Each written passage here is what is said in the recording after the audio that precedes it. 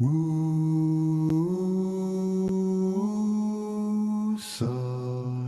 wake up South Africa.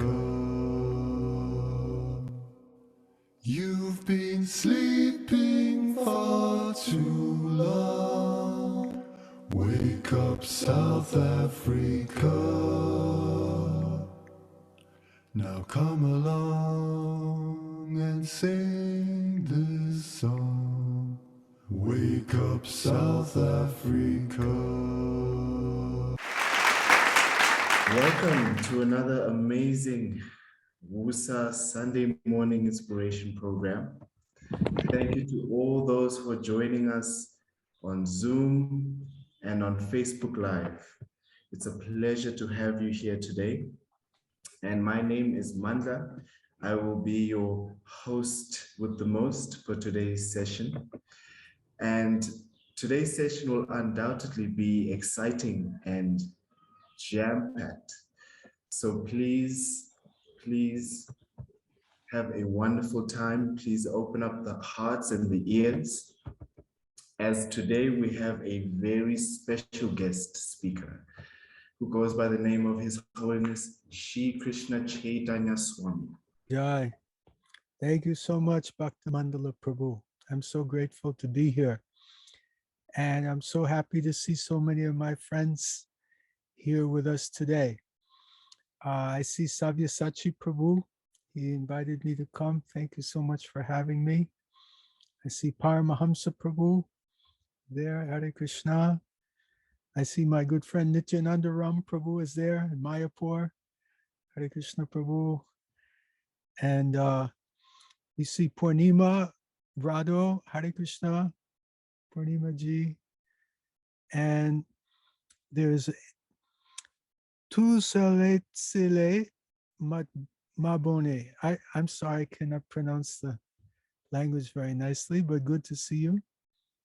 And Balkrishna Prabhu is there. Hare Krishna Balkrishna Prabhu. And so many others, Karuna Sindhu Avatar, and Itemba.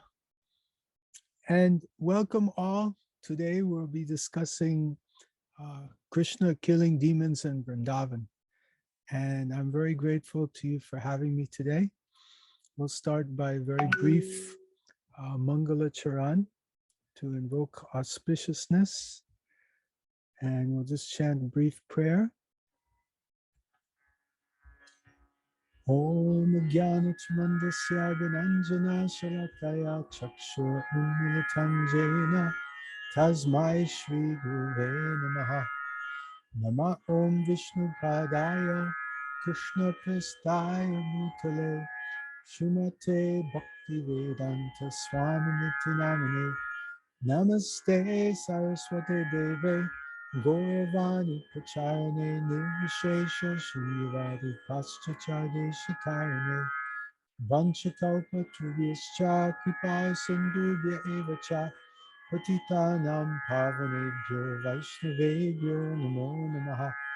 Jai Shri Krishna Chaitanya Prabhu Nityananda Shri Advaita Gadadhar Shivasadi Gaur Bhaktivinoda Hare Krishna Krishna Krishna Hare Hare Hare Rama Rama Rama Hare Hare. Hare Krishna. So this is my third get together with this group, Wake Up South Africa. And it's a pleasure to be here.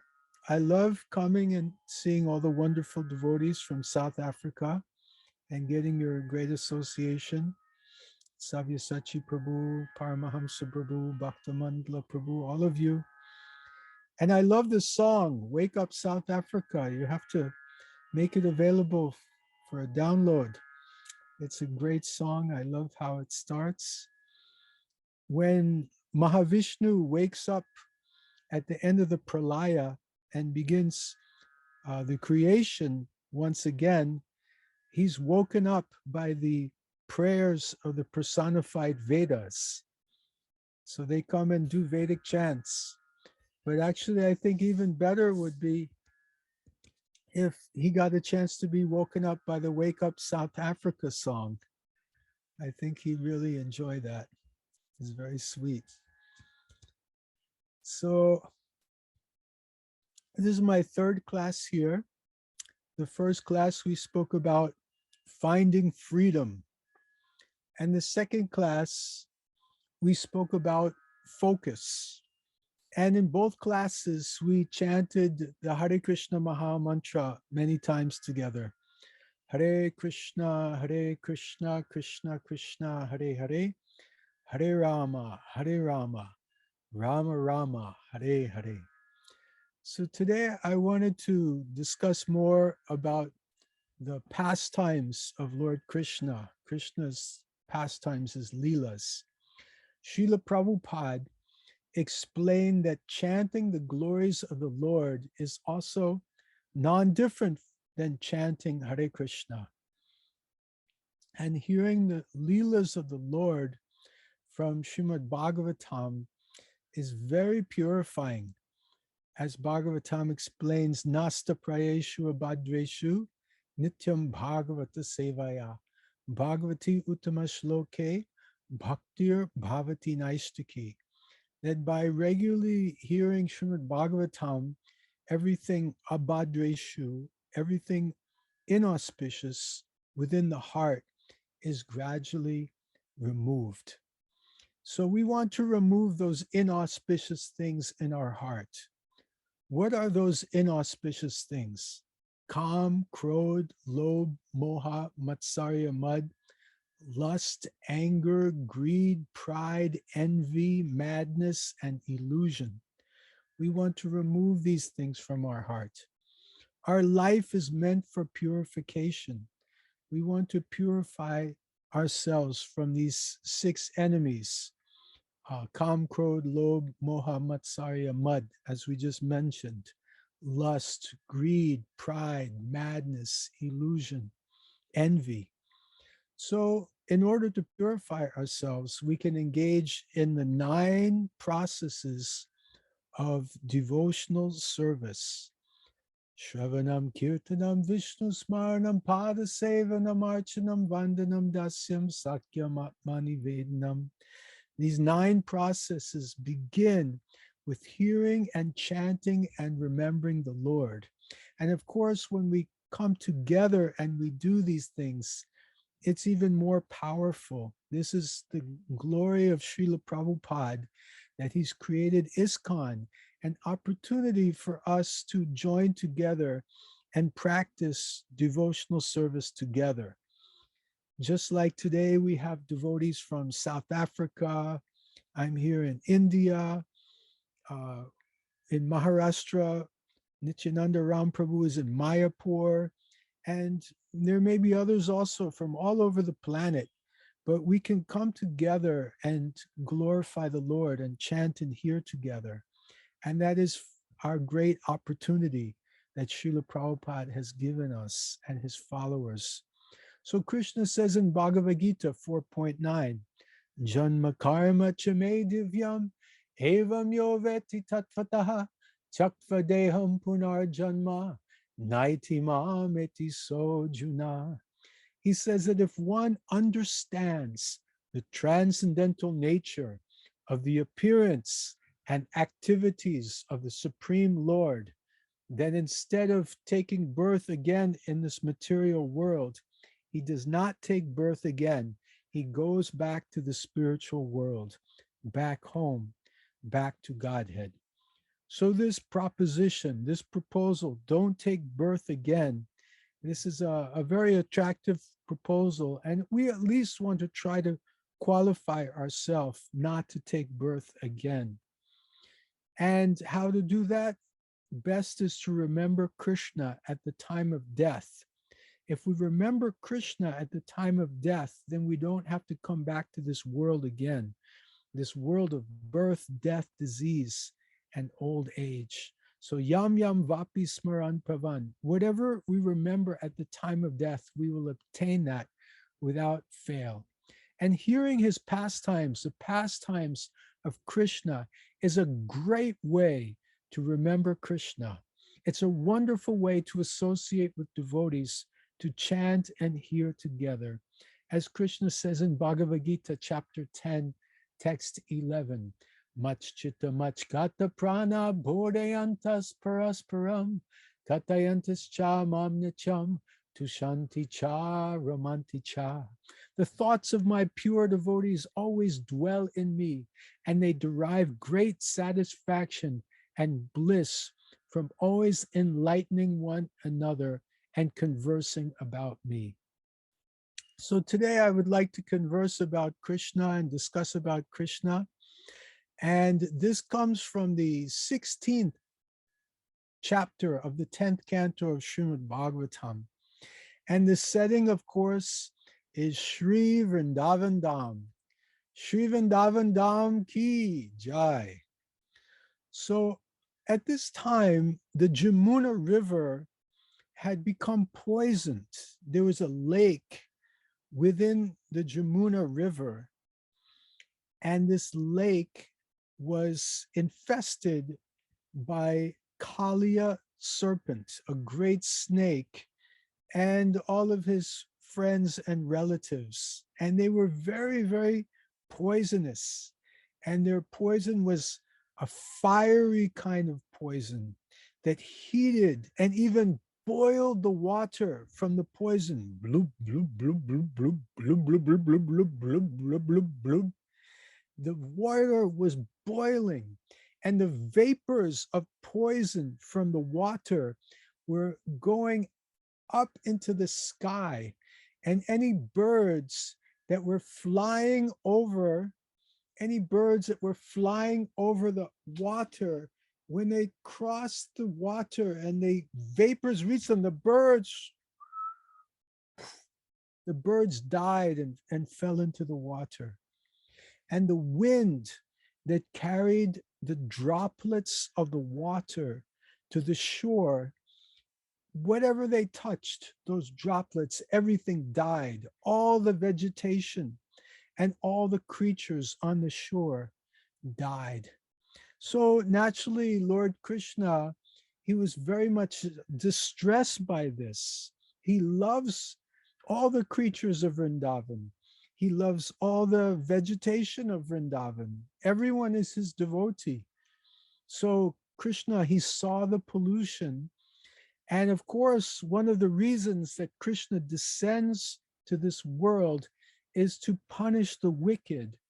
Paritranaya sadhunam vinashaya chaduskritam dharma samstapanataya sambhavami yuge yuge. Paritranaya sadhunam, to give pleasure to the devotees.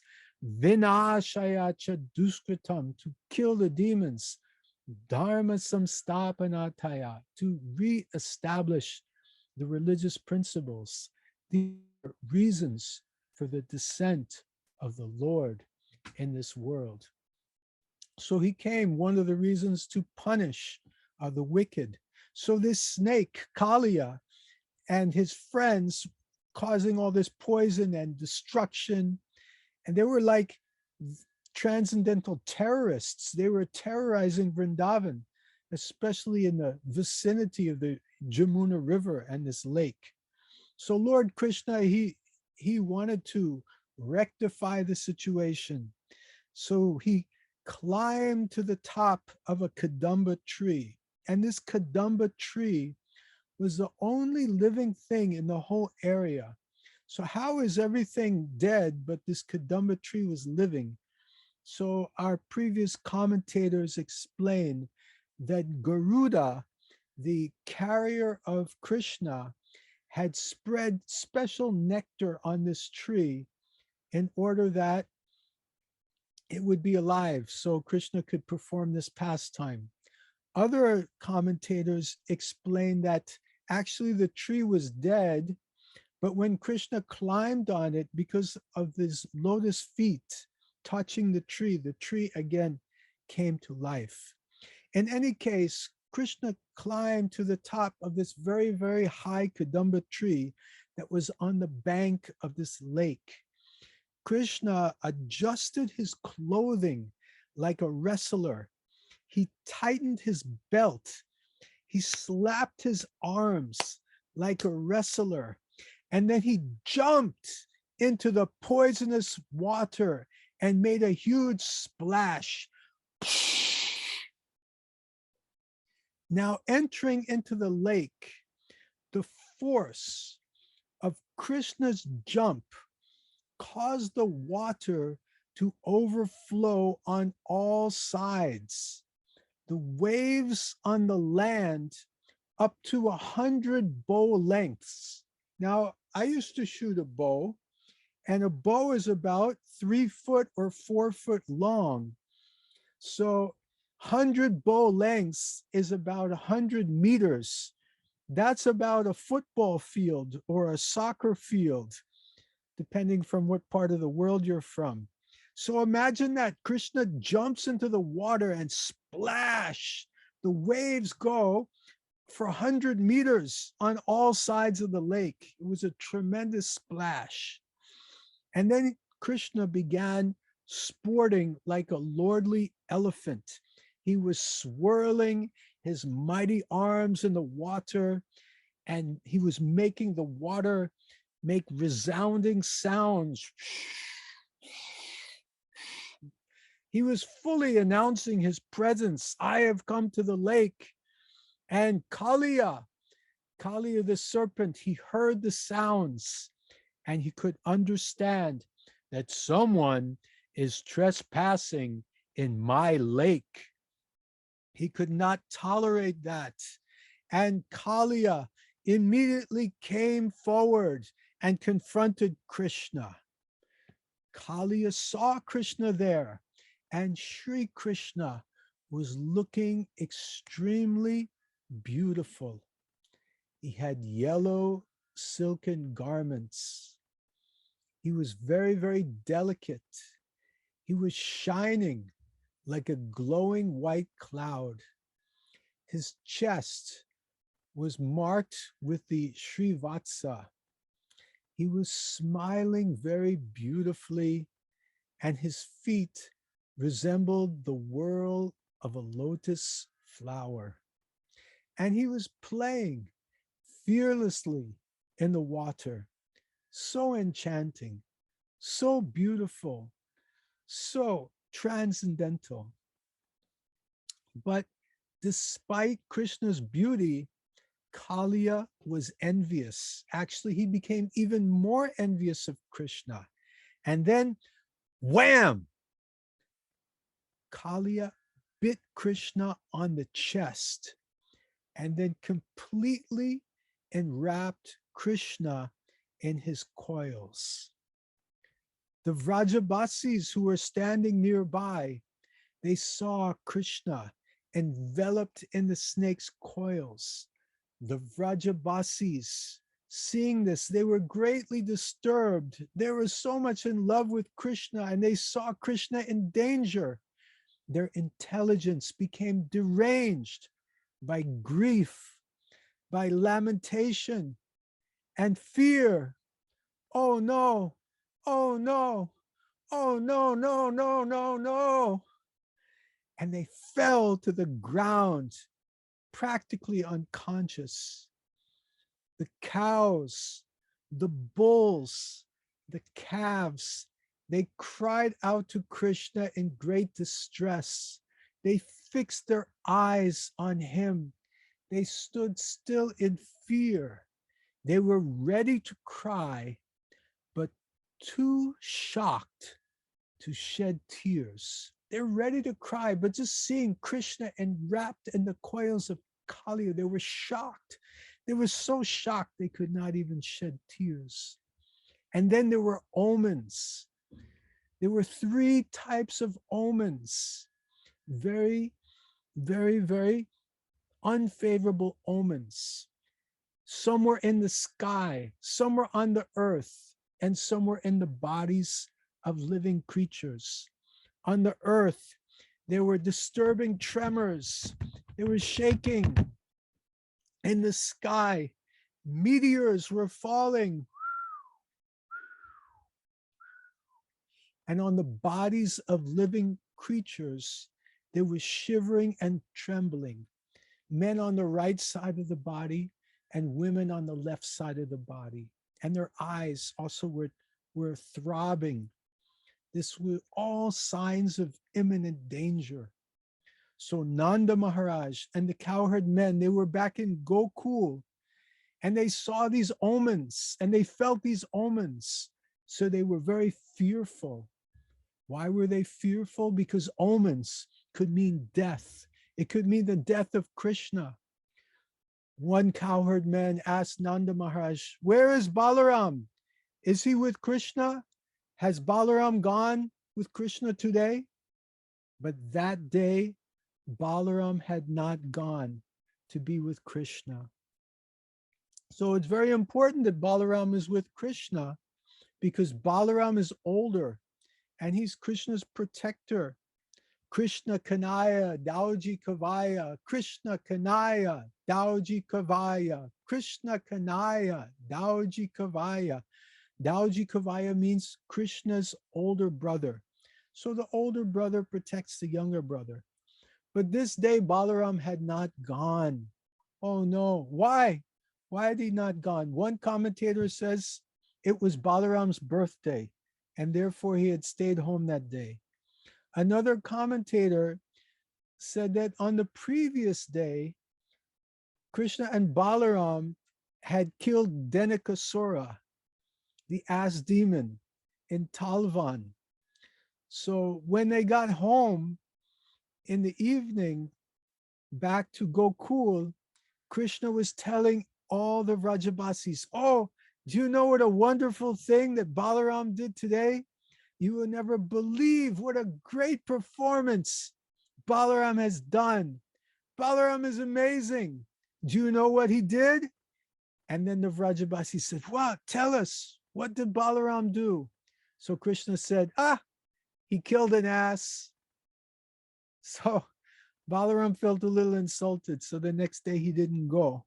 So that was another commentator. For any reason, in any case, Balaram didn't go that day. So the Vrajabasis were even more in fear. Oh, who will protect Krishna? All these omens in the sky, on the earth, in our bodies. There's going to be danger. There's going to be problem. There's going to be calamity. What about Krishna?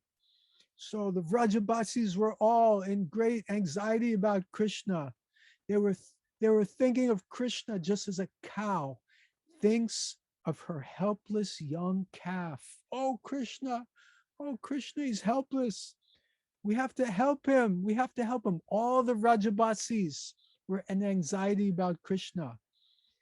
And they all rushed out of the village to go and find Krishna. They were intent on finding Krishna. And everybody in the whole village rushed out, even people who could not normally walk, like the babies who were just crawling. Somehow they got up on their hind legs and they started running, looking for Krishna. And the old people who were too old to walk, they got out of their beds and they grabbed some cane and they started running, looking for Krishna. Where is Krishna? Where is Krishna? They were intent on finding Krishna. So Balaram was there. Balaram smiled and he said nothing, because Balaram could understand Krishna's power. There was nothing to be afraid of. So the Vrajabasis, they were following Krishna's footprints. And in Vraj, Krishna walks on the soft Vrajraj, the soft dust of Vrindavan, and he leaves footprints. And no one steps on Krishna's footprints. So how could they understand which are Krishna's footprints? Because Krishna's footprints are marked with auspicious signs like the lotus flower, the barley corn, the elephant goad, the thunderbolt, and the flag. So they were finding Krishna's footprints. Oh, Krishna walked over here, this way, and everyone would go and they'd run following the footprints. And then they'd come to maybe a grassy area with no footprints, and they would be all looking, where are the footprints? Where are the footprints? And someone would find, over here, come, come. He walked this way. And they would all run, following the footprints. They rushed along in great haste. And they came to the bank of the lake. And the Vrajabasis saw Krishna from a distance. Krishna was in the lake. He was motionless within the coils of Kaliya. He was trapped within Kaliya's coils. The cowherd boys on the bank of the lake were unconscious. And the animals on the bank of the lake, they were crying out for Krishna. They were overwhelmed with anguish and confusion. The cows were crying. They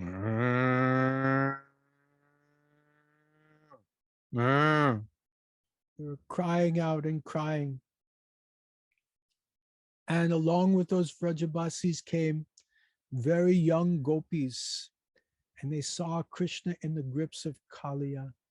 And the young gopis, they remembered their loving friendship with Krishna, the smiling glances of Krishna, the talks of Krishna, and burning. They were burning with sorrow, and they saw the whole universe as void, just empty. Without Krishna, there was nothing. And the older gopis, they came to the bank of the lake. They saw Krishna within the coils of Kaliya. And one elderly gopi, Yashoda, Krishna's mother, saw Krishna trapped within Kaliya's coils. And Mother Yashoda tried to run out into the lake to try to save Krishna. But the other gopis, they restrained Mother Yashoda because she would just die entering into the poisonous water. They were forcibly holding her back. She was trying to go and do her best to save Krishna. Yashoda's consciousness was fully absorbed on her son Krishna. So the elderly gopis restraining Yashoda, they were just standing like corpses, like dead persons. And their eyes were fixed on Krishna's face. And they took turns reciting Krishna's pastimes.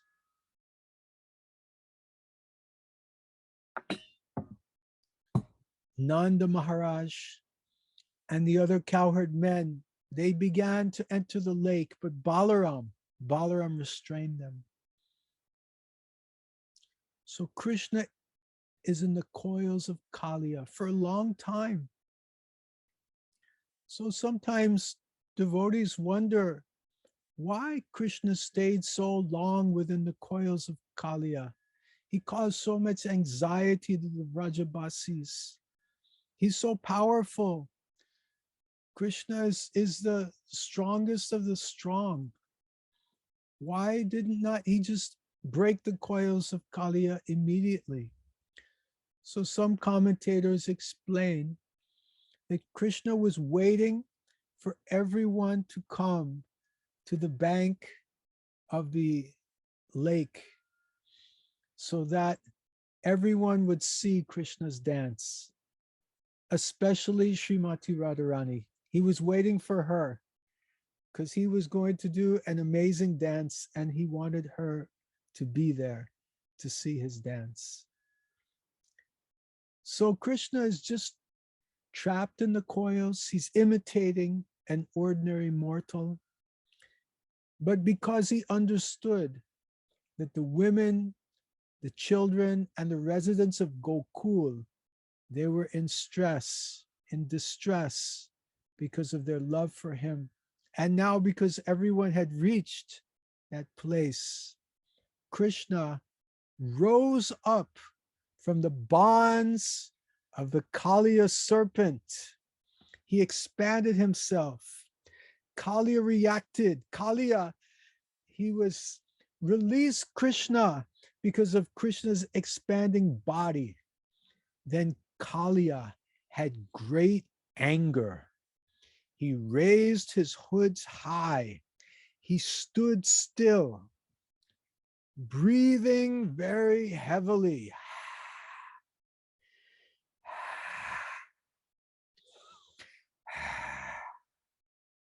His nostrils appeared like vessels for cooking poison.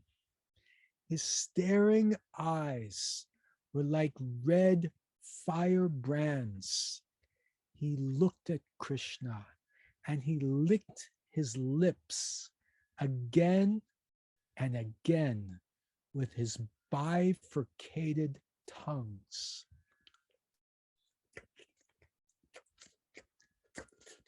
And his glance was like terrible poison. Krishna began playing with him. He was circling around Kaliya, around and around and around and around, like Garuda plays with a snake. Kaliya also moved, looking for an opportunity to bite the Lord. They were like two sparring partners, moving around and around and around and around and around. So gradually, Kaliya got dizzy and his strength was depleted from all of this circling. So Krishna, seeing the depletion of Kaliya's strength, Krishna pushed down Kaliya's raised shoulders and jumped up on his head. Now, I don't know how snakes have shoulders, but that's what Srimad Bhagavatam says. It said that Krishna pushed down Kaliya's shoulders and jumped up on his heads. And he began to dance. And Krishna is the ultimate artist. And he danced so beautifully. And as he danced, Krishna's lotus feet were deeply reddened. They became reddish in color by the touch of the numerous jewels upon the serpent's heads. So just see, all these serpents' heads are moving around with so many jewels, and the jewels are giving off so much light, and Krishna is dancing on top of the jewels. And it's like a fantastic rock show with lights and smoke and sound and dancing. It's the ultimate concert experience with Sri Krishna doing his amazing dance on the heads of Kaliya. And, you know, who can do a better dance than Krishna? We have so many famous dancers who dance in rock shows and concerts, but actually this is the Adi rock show, the Adi concert, the Adi dance, Adi, the original, the most amazing dance is a dance of Lord Krishna. And the demigods, they came to participate in this wonderful dance, and they began playing different drums like mridangas and panavas and anakas, wonderful drumming. Kota te gege tete, kota te gege tete, kota kota gege tete, tere kita geya geya deya, tere kita geya geya deya, tere kita geya geya da. And as they were playing and Krishna was dancing, the demigods were making beautiful offerings of songs. They were singing songs and throwing flower petals and offering beautiful prayers. Now, Kaliya, he has 101 prominent heads and 1,000 secondary heads.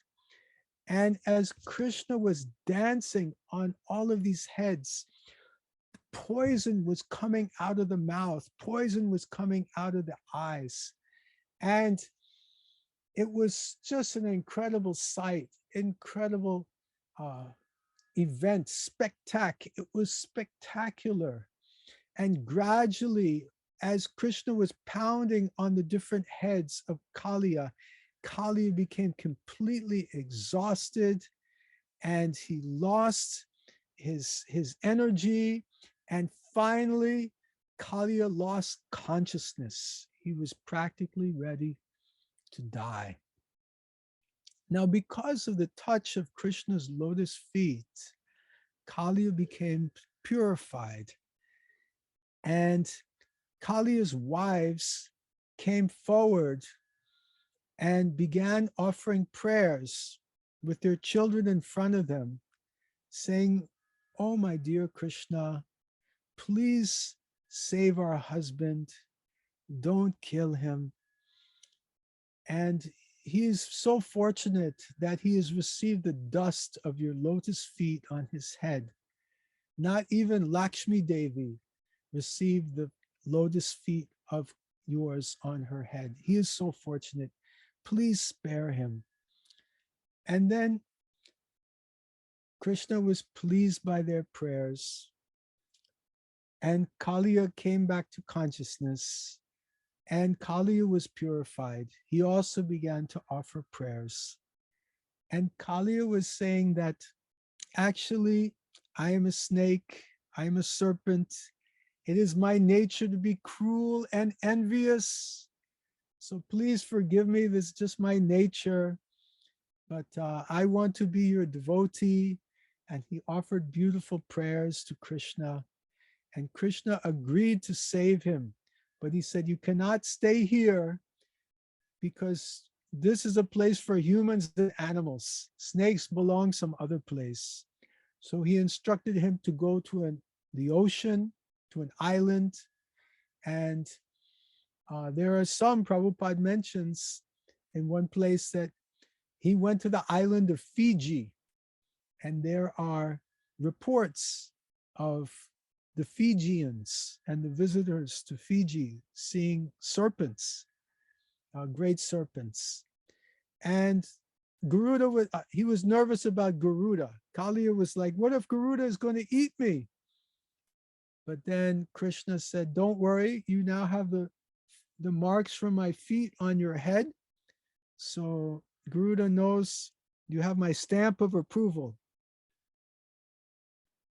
Stamp of approval? You have my lotus feet on your head. Yes. Nityananda Ramprabhu is shaking his head. Yeah. Stamp of approval. So therefore, Garuda, he will not eat you anymore. He will leave you alone. We're like Guru Bhai, like God brothers now. So we're all devotees now. So you can go to Fiji and be peaceful. So Kaliya, he went there, and Krishna, he revived all the Vrajabasis, and they were very, very happy. And there was a big celebration that Krishna had defeated Kaliya, and everyone, the cowherd boys, were crying out, well done, well done, well done. And the demigods were showering the flowers and beating the drums and offering prayers and songs. Shri Krishna Bhagavan ki jai.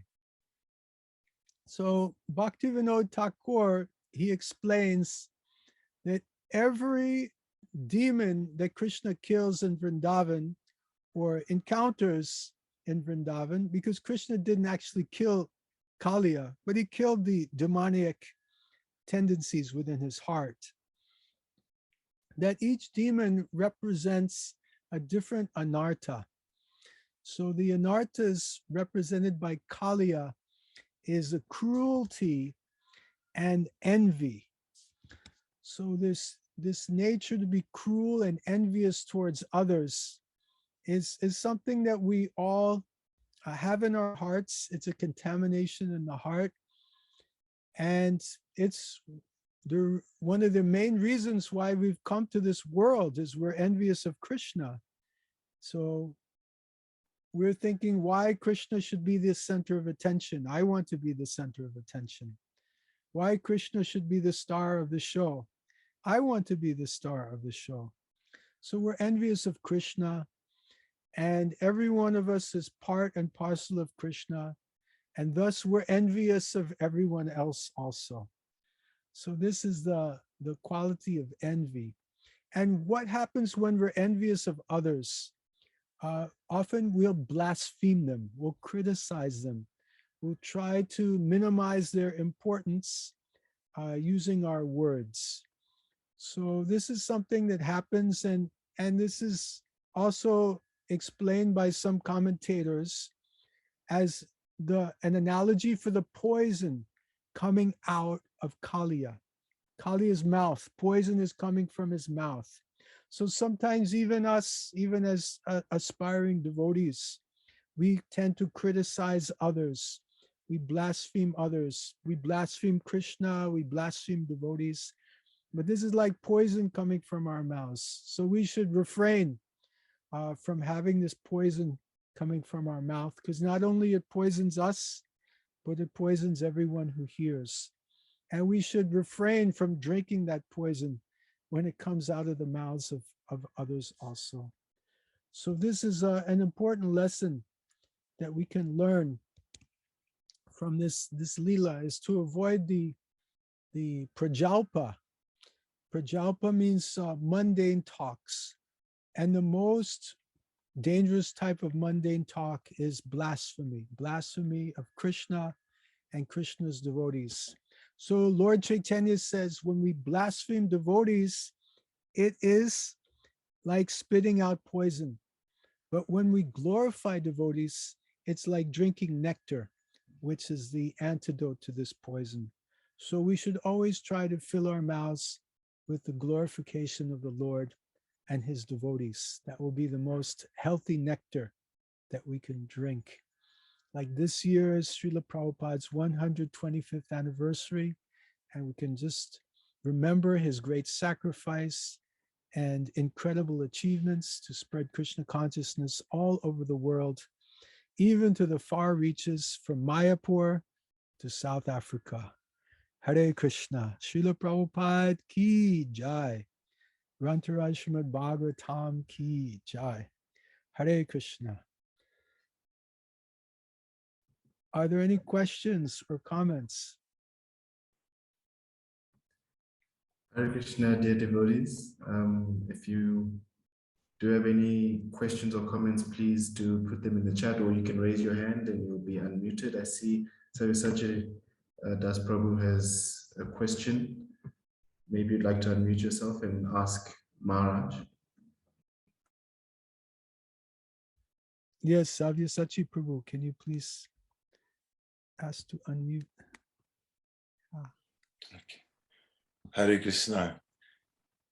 Thank you so much, Maharaj, for spending your time with us. It's like I'm just so happy inside hearing from you,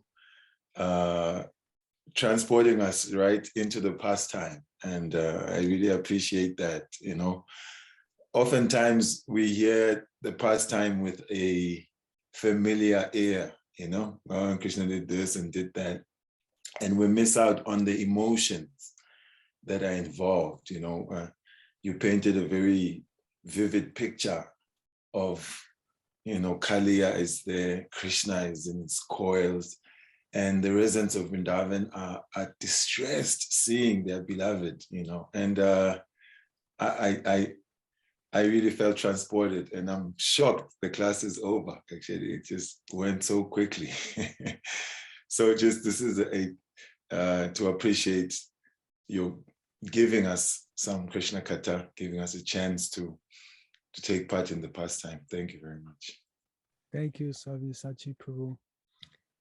I always appreciate it when devotees, the best comment I want to hear is that I felt like I was there. You know, that if we can try to evoke that, the narration of the Bhagavatam, to try to bring it to life, you know, then that is like the ultimate achievement for me as a speaker of Srimad Bhagavatam, when we discuss Leela like this. And then you can get a strong samskar, you can get a strong experience, and you can hopefully remember it at the time of death. Oh, I remember that kata, of Kaliya that we heard back in 2021 from Sri Krishna Caitanya. And then leave the body, That's a good way to go. Yes. We have any other comments, questions? Yes, Nityananda Ram Prabhu. And then we have Prahlad Prabhu. Nityananda Ram Prabhu, let me just ask you to unmute yourself. Please go ahead. Okay, you can hear me? Yeah, let me just introduce you for a second because the devotees here may not know you. This is Nityananda Ram Prabhu, my very dear friend. He's staying in Mayapur now as a Vanaprastha. He's in his 70s, and he's been practicing Krishna consciousness more than 40 years, almost 50 years, something like 47 years. So he has a lot of experience and realization, and grateful that he joined us today. Please go ahead, Nityananda Ram Prabhu. Well, one of the takeaways from today's meeting is that all of you who talk to anyone about Krishna consciousness and hope to convey a message in the talks to anyone you're speaking to, devotees or non-devotees, is a lesson to be learned from Sri Krishna Caitanya Swami here. And that is, when you preach, good storytelling and the ability to convey the message in a good format of storytelling is absolutely essential to get neophytes to listen to you. The average listen time in a meeting is about 20 minutes, of which almost everyone in this meeting has noticed that after about 20 to 30 minutes, you sort of drift in and out of the meeting and you think of other things. It's very common for 100% of society to do that. But good storytelling, as just was an example by Maharaj here, is one of the best takeaways from this entire Zoom meeting, is how to do that effectively. And Maharaj did that extremely well. Thank you. Jai, thank you so much, Nityananda Ram Prabhu, for making the point of good storytelling is an effective means to communicate the message of Krishna consciousness. Thank you so much. Hare Krishna. Prahlad Prabhu, did you have your hand up somewhere? Let me see if I can unmute him. I think Maharaj Prahlad had to step out quickly. Might have some connection issues, or is he still around? Prahlad Prabhu? Okay, I think Balkrishna Prabhu just put up his hand, I think. Did you put up your hand, Balkrishna Prabhu? I'm not sure. He doesn't look. Yeah, I see a hand there. Balkrishna Prabhu, please unmute yourself. Hare Krishna. Hare Krishna. Hare, can I speak? Yes, yes, please. Hare Krishna. Thank you very much. Thank you very much for the wonderful class, Maharaj. I have a question, and I've heard somewhere, I read somewhere that Krishna used Kaliya to go to Mathur. I don't know, during that time where he was leaving Vrindavan. And I just want to know, how did he leave, Mathur by using Kaliya as a carrier to go to Mathura? Yes, I've also heard that sometimes Krishna gave Kaliya the honor to act as his carrier. Usually Garuda the bird, he flies and keeps Krishna on his back. He acts as a carrier to carry Krishna. But also Kaliya also received that opportunity to do the service, to carry Krishna. I believe it was to Mathura, as you mentioned, but I don't know the details right now. I'd have to check and get back to you. But yes, that's thank you very much. Absolutely true. Yes, thank you, Balkrishna Prabhu. Hare Krishna. Thank you. Karuna Sindhu Avatar Prabhu, please unmute yourself. Hare Krishna Maharaj, how are you? Nice, thank you, by your mercy. Maharaj, I just wanted to also share my appreciation. It really felt as if I was watching a movie. Even right now, before this talk, in ISKCON Cape Town, there was a class, a CC class, and they were mentioning how the deity of sleep, Nitya Nidra, something like that, she resides where Lord Ramachandra told her to reside where the Bhagavatam is recited. So I was like, oh man, it explains a lot, you know. Yeah. So, but then today it was not the same thing. I don't know if she's here or not, but today I was fully engaged in the listening. Everything was very clear, and I just want to say thank you for that, Maharaj. And I wanted to also ask, is there a sort of a Shiksha program you have? Because I may need your help with a certain service that requires storytelling. Oh, that's interesting. You can personally message me and we can discuss the proposal. Okay.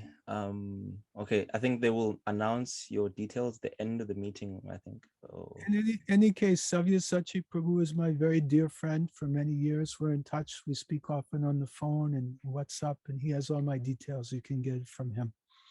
Okay. Yeah. All right. All right. Thank you, Maharaj. Oh, I just want to comment one more thing regarding Nidra Devi. Okay. Then Nidra means sleep. Devi is the goddess of sleep. She's said to reside where Bhagavatam is spoken, as you quoted today. You heard today from Ramayan, is that right? Yes.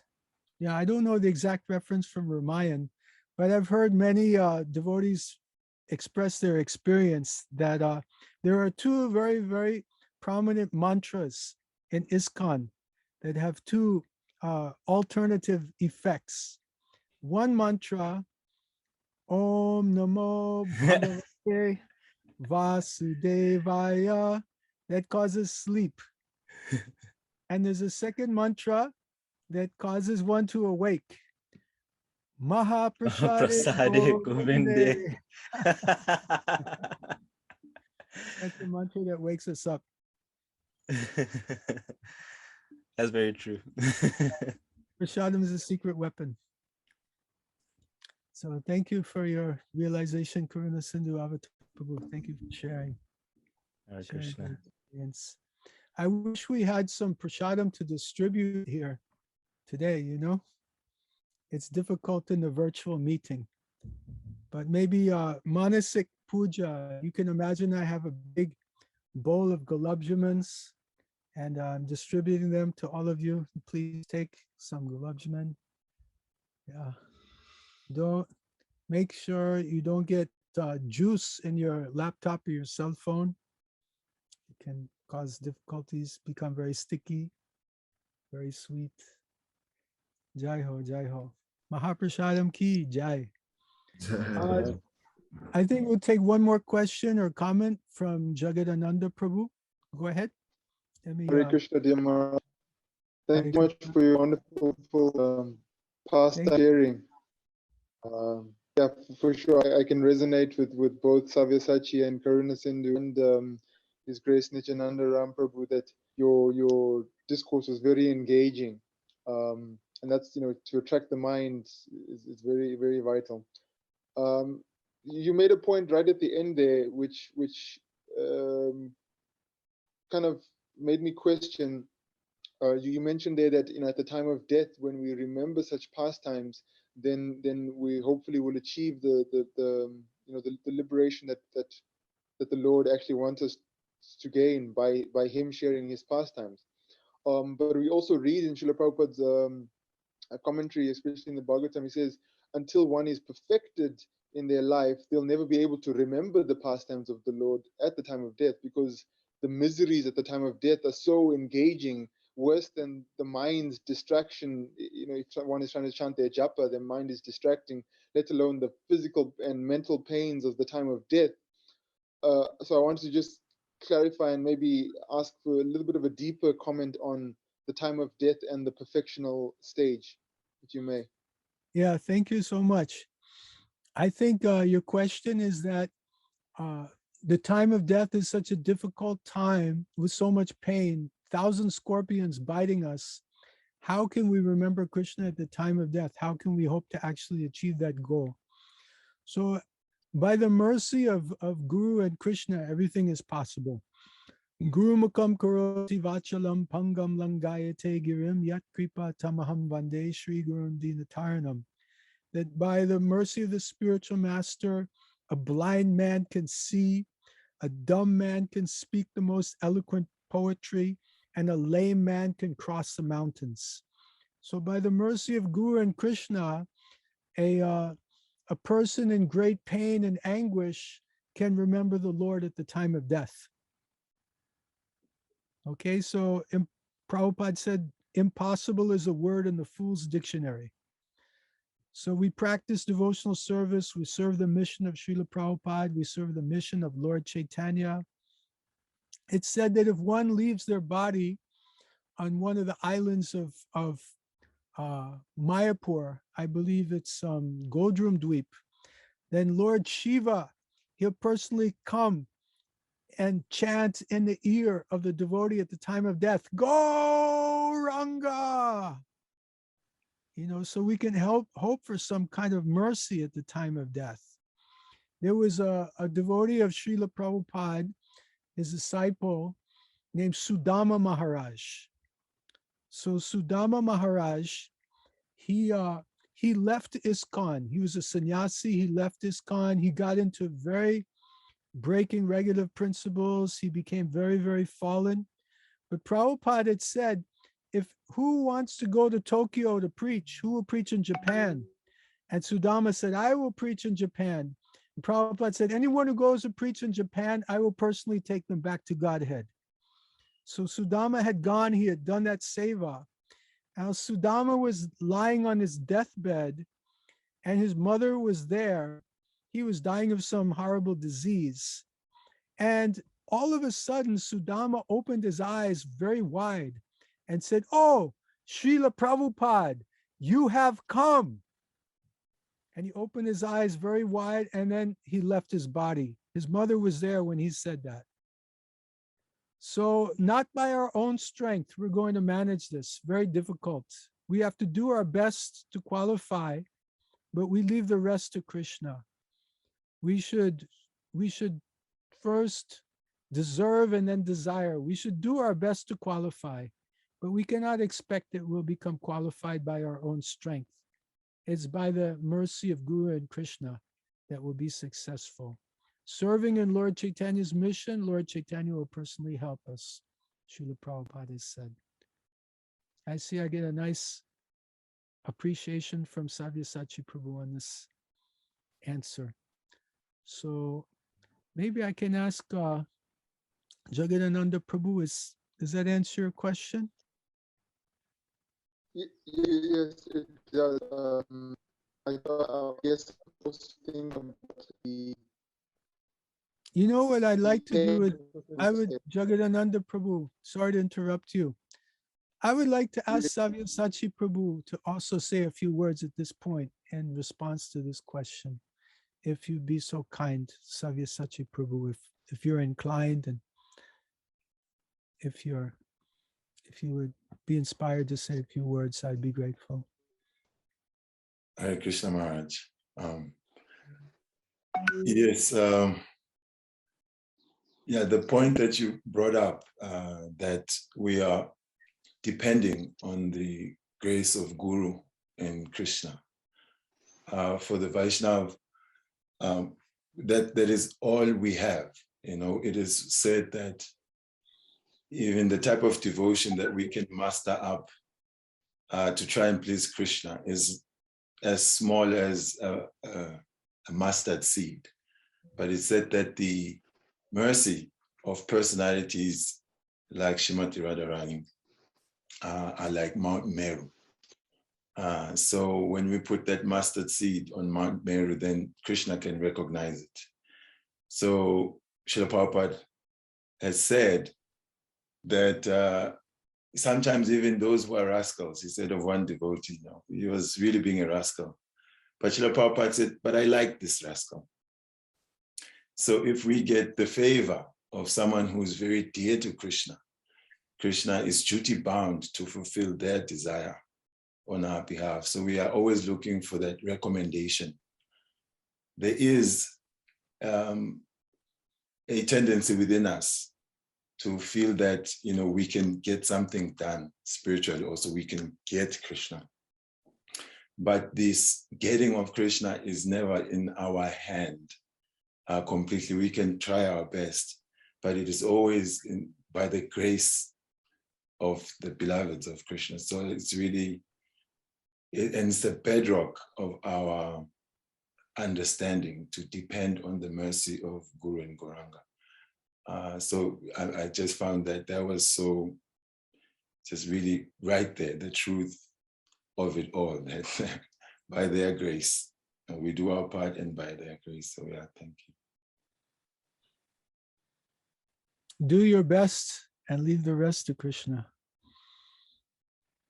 Yasyat prasadat bhagavat prasado, yasyat prasada nagati kutopi, dayam stuvam stasya yasyastri sandhyan, vande guru shri charanam. Jai ho, jai ho. Grantaraj Srimad Bhagavatam ki jai. Hare Krishna Maharaj. Ki jai. Hare Krishna.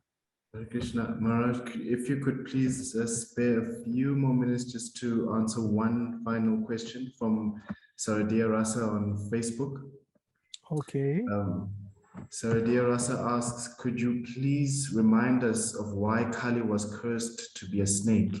And also, could you please explain how Kaliya, while being a demon, had wives, the Nagapatis, who seemed to be pious devotees of Krishna? How is Kaliya cursed to be a snake? Yes, a snake. Yeah.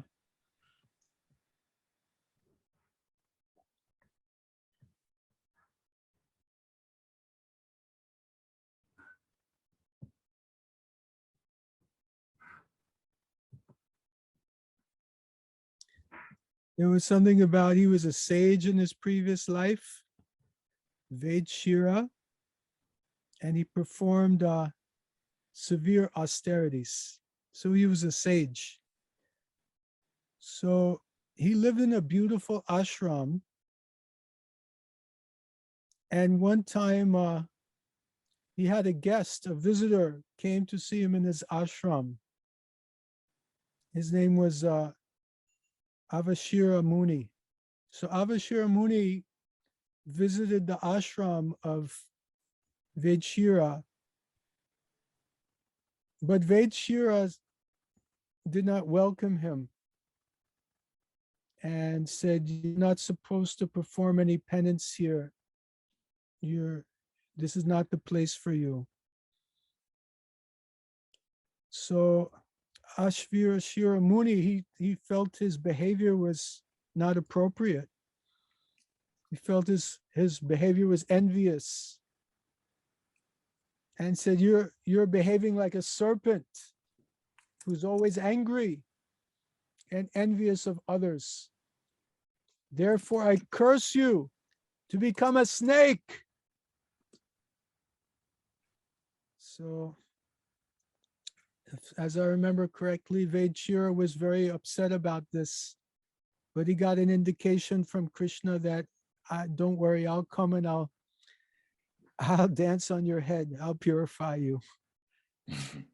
That's often the case, right? There are curses like those two brothers, the sons of Kuvera. They were cursed by Narada Muni, but then Krishna said, don't worry, I'll liberate you. I'll come. So the curse of a devotee is often a blessing. So he was cursed to become a snake, but he got Krishna's lotus feet on his head. He got, as I mentioned earlier, the stamp of approval.